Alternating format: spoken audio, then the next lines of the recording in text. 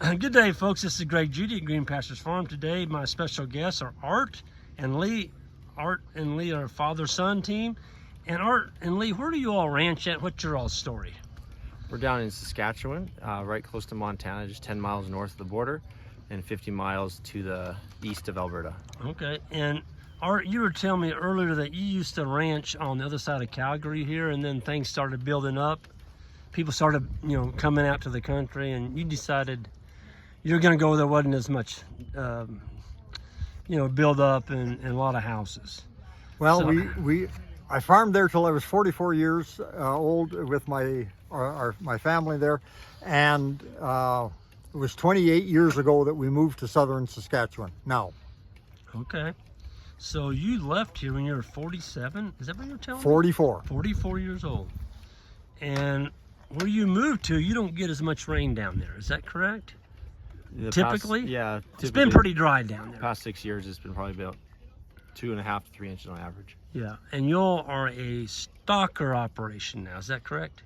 Presently we are, yes. Yeah, but you used to run cow-calf when you We used to have cow-calf, and we used to crop also, but we seeded all of the cropland to forages, tame forages. No, you covered it all up with grass? I covered it all up.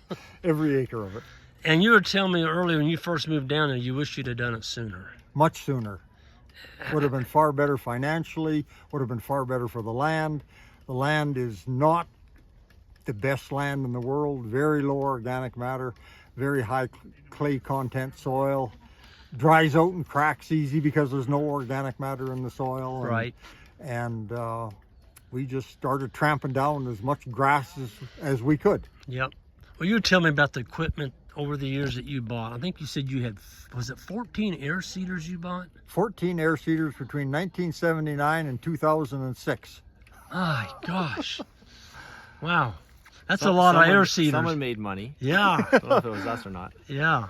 So having the ground covered like you've got it now, and you do get in a really extreme dry period, you're still running some calves out there. You've got how many stalkers this year? This year we're at 400 head. We are probably understocked by over half. Okay. We should be good for 800 to 1,000 head a year, but the last 6 years have been dry. Difficult. Yep. And we just keep reducing the numbers.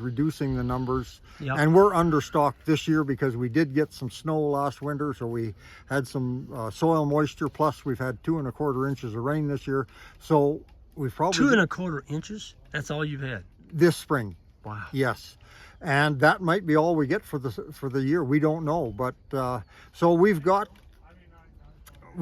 something, and I think we've grown what we have is because of the management for the last number of years, and we haven't ever taken it down to the ground. Yep. There was 1 year, 2 years ago, Lee, we sold all the yearlings on the 12th of July because we had material, but it wasn't anything you could put pounds on with. Well, Yep. we'd left about 4,000 acres we didn't touch. 4,000 It acres. just wasn't worth it. There wouldn't have been any gain. So you left some cover on the ground, and so when you did get some rain, you probably caught it. It didn't run off. Yeah. Now that year, Greg, it rained 3 inches in early August. So you never know, do you? Yeah. It greened up and we went and bought more cows. Okay. We went and bought, we were in a drought, so a lot of people were selling pairs. Okay. And we went and bought the little calves and brought them home and put them back on grass.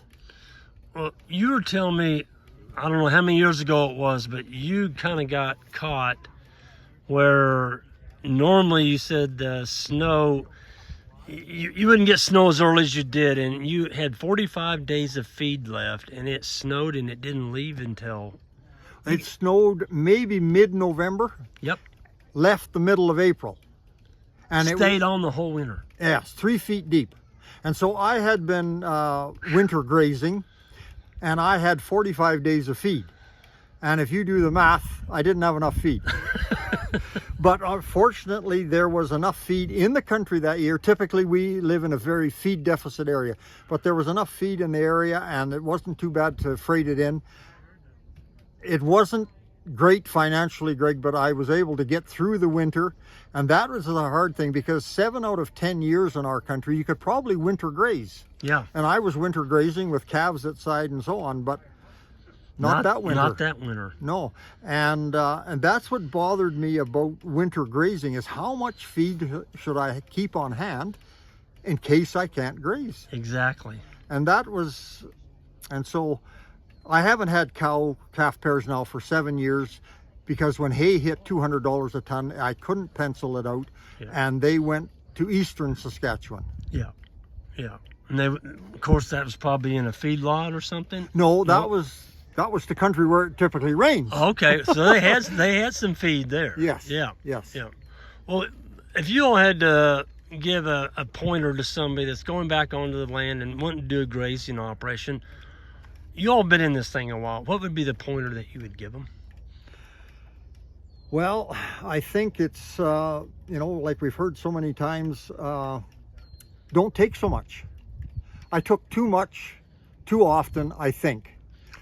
You're talking about grazing. Grazing, Leave some behind. Yes, because we were very, very high stock densities to begin with. The first few years, 2000 to 2005 through maybe 10, we had some residual fertilizer left over from grain farming. We had some rain, new stand of grass. I remember driving a quad through the grass, and the quad was laboring because the grass was so heavy. Wow. And so we tried to tramp down as much. We had 1,200 head in a mob, and we were moving probably 6 times a day. Maybe at that time I should have left a little bit more. Yeah. Didn't know. I just gotten in contact with Neil Dennis, and I was learning how to increase stock densities. So we were in the learning process, but it's just, and the other thing is you have to be prepared to destock in a drought. Yep. You just, I don't care whether it's cow-calf pairs or whatever you've got, don't take your grass down so far that when it does rain, it doubles the time of recovery. Exactly. Because we have many neighbors right now that have worked the grass pretty hard for quite a number of years. Yep. And it's struggling to recover. Yeah. Just it's to really hang on. Struggling. Yeah. Yeah. Yeah. Everybody takes it down too short. Yeah. When it rains, we get too many. Yep. And then after it quits raining, it's always going to rain next week again, or so we hope. Yeah. And so we keep them too long. Yep. And cow-calf pairs are harder to deal with than. So what you're saying, when you're destocked, you just got to take the emotion out of it. Just do it. You have to do it. Yeah. You have to do it. You have to. What's more important, the genetics, or having a cow ever? Exactly. And I think that was my thought this spring when we chose to get less yearlings than we usually do. Yep. You know, I got 2 young boys. I want them to be able to enjoy this someday too. Yep. And so it was seeing that was grass is more important than having a paycheck in the fall. Exactly. Exactly. Well, folks, both of you all, I want to thank you for this interview and taking the time, sharing your story with us. And I look forward to meeting you all again in a few years. And everyone, on the way out, hit that subscribe button if you would. And have a great day, and we'll see you next time. Thank you, guys. You're welcome.